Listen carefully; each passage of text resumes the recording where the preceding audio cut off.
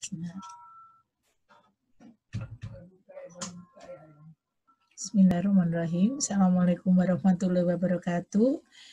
Kita akan lanjutkan pertemuan kita hari ini dengan pokok bahasan struktur dan fungsi tumbuhan.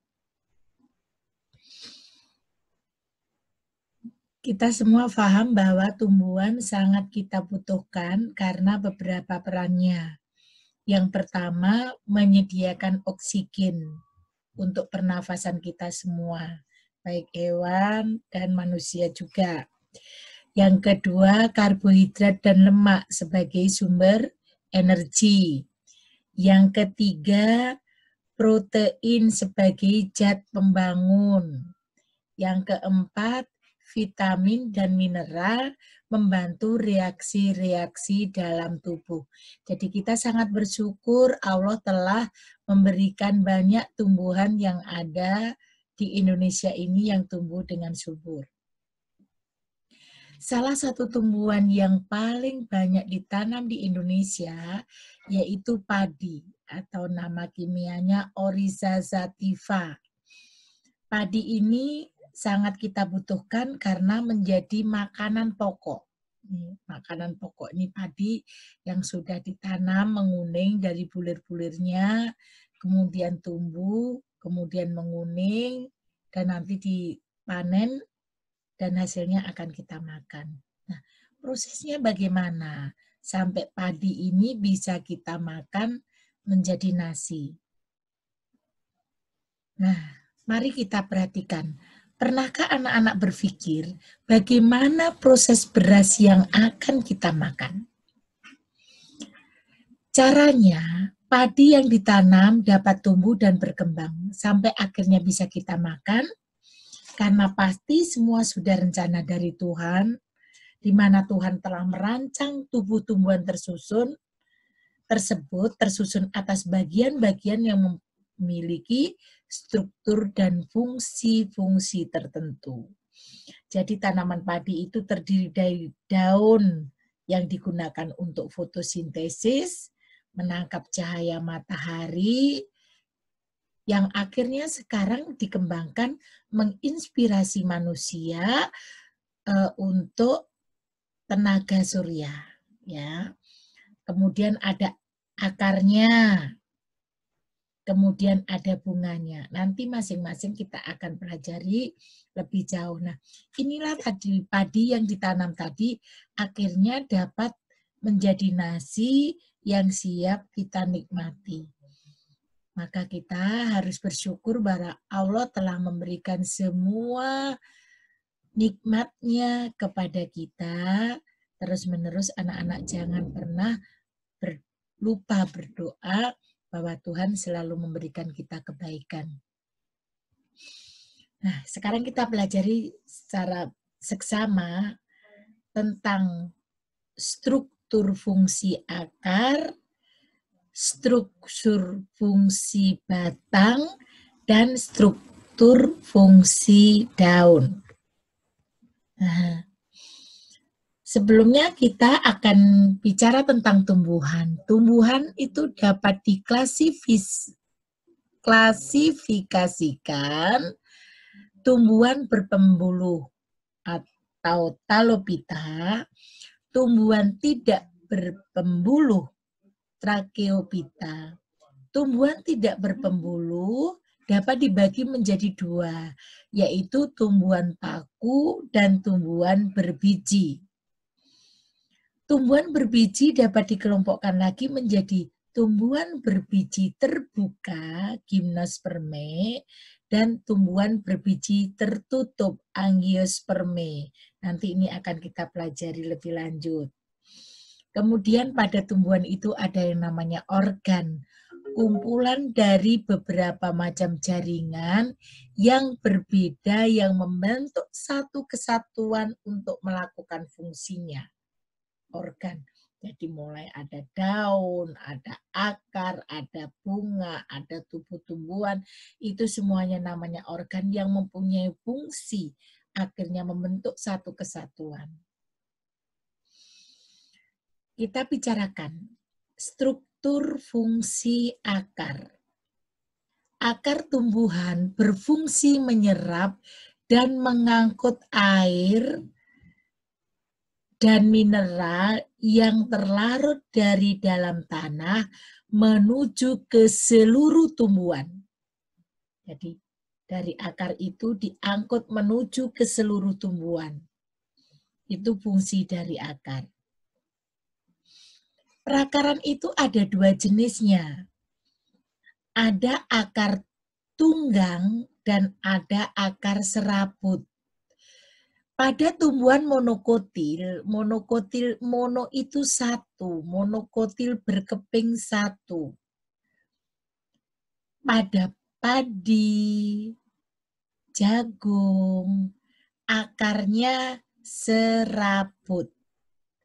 Sedangkan tumbuhan dikotil bisa terbuka atau berkeping dua, contohnya kacang tanah dan kacang kedelai dan masih banyak lagi, itu akarnya tunggang. Ya, tunggang ini nih sampai ke bawah ini ada akar yang menuju ke tanah.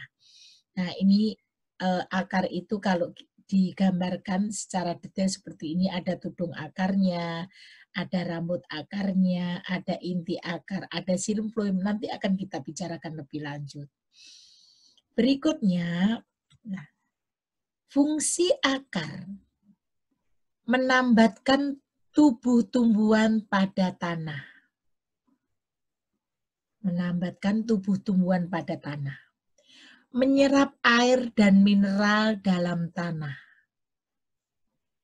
Menyimpan cadangan makanan. Karena modifikasi akar, misalnya pada singkong dan bengkuang. Jadi pada singkong ini, sebenarnya ini akar. Bengkuang juga ini adalah akar. Tetapi sudah dimodifikasi, termodifikasi. Yang modifikasi siapa? Ya tentunya Tuhan yang Maha Kuasa. Kemudian menjadi cadangan makanan yang bisa kita makan. Kemudian menyerap oksigen untuk bernafas.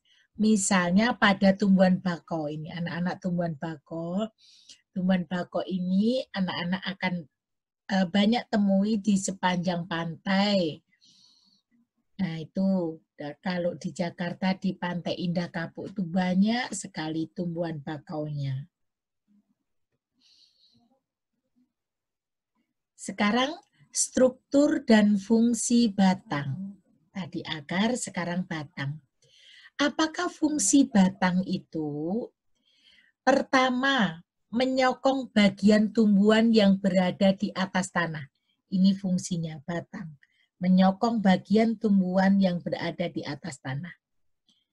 Yang kedua, jalan pengangkutan air dan mineral dari akar menuju daun. Yang ketiga, jalan pengangkutan makanan dari daun ke seluruh tubuh.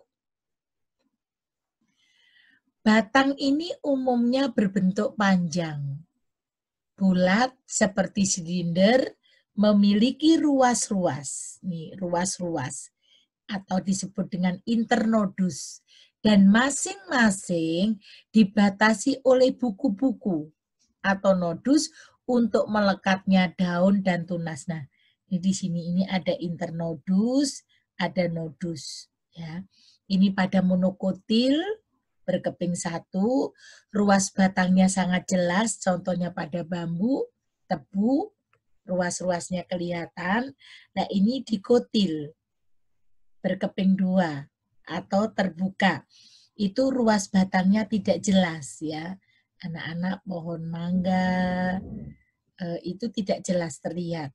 Ini berarti masuk dalam dikotil. Kalau yang batang-batangnya terlihat jelas, ruas-ruas batangnya, berarti dia masuk dalam golongan monokotil. Batang dapat juga mengalami modifikasi, tempat menyimpan cadangan makanan. Batang, kalau tadi akar, sekarang batang. Anak-anak lihat tebu.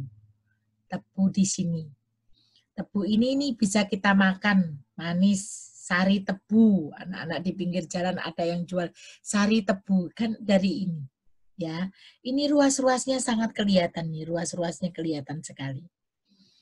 Kemudian contoh lagi kunyit, ya, ada kunyit, ada jahe, ada lengkuas, itu sama. Ini modifikasi dari batangnya. Kemudian kentang. Kentang itu tempat menyimpan cadangan makanan. Ini sebenarnya dari batang juga. Jadi dia menyimpan cadangan makanan di sini. Ya, ada modifikasi akar, ada modifikasi batang. Nah, sekarang struktur dan fungsi daun. Sebagian besar yang anak-anak lihat, hampir semuanya kalau ditanya daun berwarna hijau. Padahal ada daun yang berwarna kuning, berwarna merah, berwarna oranye. Nah, daun mengandung zat warna hijau yang disebut dengan klorofil. Fungsi daun antara lain alat untuk mengambil CO2, karbon dioksida yang digunakan dalam bahan baku fotosintesis. CO2 rumus kimianya. Mengatur penguapan air atau transpirasi. Yang ketiga, alat pernapasan atau respirasi pada tumbuhan. Itu fungsi dari daun. Umumnya daun berwarna hijau tadi pada umumnya. Bagian yang tipis melebar disebut lembaran-lembaran daun.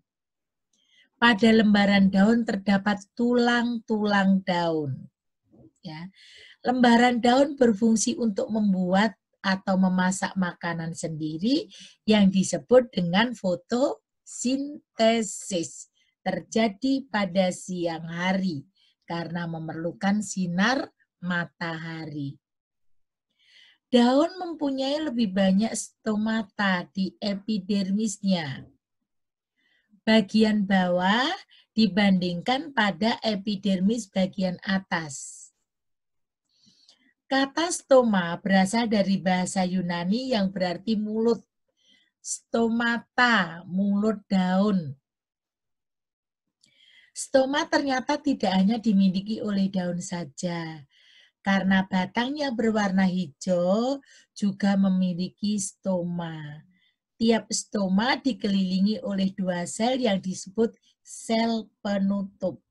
Nah, sekarang mari kita lihat. Perbedaan struktur luar daun monokotil dan dikotil. Jadi, tanpa anak-anak melihat bijinya, melihat daunnya, strukturnya, anak-anak bisa membedakan mana yang termasuk dikotil dan mana yang termasuk monokotil. Di sini sudah sangat jelas Ibu terangkan. Pada monokotil, peruratannya sejajar, daunnya ini sejajar. Anak-anak kalau lihat daun padi, daun tebu, itu peruratannya sejajar. Daun jagung, sejajar. Semua yang sejajar berarti dia monokotil. Nah, kalau yang dikotil, peruratannya menjala. Dikotil, peruratannya menjala. Jadi dia termasuk kelompok dikotil. Ini anak-anak kalau lihat di sini itu sirih. Berarti sirih itu masuk dalam dikotil karena peruratannya menjala. Masih banyak di sini yang masuk dalam dikotil. Anak-anak kalau lihat puring, pohon puring itu bunga puring. Jadi silakan anak-anak lihat, kalau dia sejajar berarti dia monokotil, kalau peruratannya menjala seperti jala-jala itu berarti dia adalah dikotil. Berikutnya proses fotosintesis pada daun. Yang dibutuhkan adalah karbon dioksida. Rumus kimianya CO2 ditambah dengan air, rumus kimianya H2O. Kemudian pada siang hari berarti ada cahaya matahari dan di daun sendiri sudah mempunyai zat hijau daun atau klorofil. Maka akan menghasilkan glukosa atau amilum atau zat pati yang mempunyai rumus kimia C6H12O6 ditambah dengan oksigen O2 ya. Jadi itulah proses fotosintesis pada daun. Nah, pembahasan berikutnya kita akan bicarakan tentang struktur dan fungsi bunga, buah, dan jaringan tumbuhan. Nah, dimengerti dulu yang Ibu sampaikan ini. Berikutnya, teriring doa, sukses buat anak-anak Ibu semua.